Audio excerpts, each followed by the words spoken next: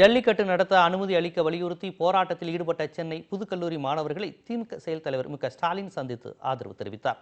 பொங்கல் விழாவையொட்டி ஜல்லிக்கட்டு போட்டிகள் நடத்த வலியுறுத்தி சென்னை புதுக்கல்லூரி மாணவர்கள் ஆர்ப்பாட்டத்தில் ஈடுபட்டனர்.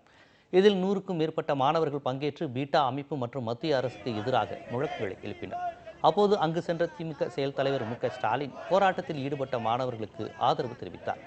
பின்னர் செய்தியாளர்களிடம் பேசிய ஸ்டாலின், தமிழகம் முழுவதும் ஜல்லிக்கட்டிற்கு ஆதரவாக போராடுவது இந்திய எதிர்ப்பு போராட்டத்தை நினைவூட்டுவதாக இருப்பதாக தெரிவித்தார்.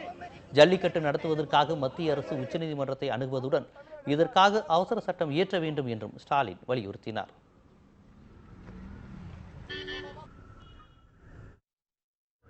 ஜல்லிக்கட்டு விவகாரத்தில் மத்திய அரசு இயற்றுவது மத்திய அரசின் கடமை. இதை செய்ய தவறினால் தமிழகம் மிகப்பெரிய போராட்டத்தை சந்திக்க நேரிடும் என்று திமுக செயல் தலைவர் ஸ்டாலின் எச்சரிக்கை விடுத்துள்ளார். மத்திய அரசுக்கு அழுத்தம் தர வேண்டும். உடனடியாக மத்திய அரசு அவசர சட்டத்தை கொண்டு வர வேண்டும்.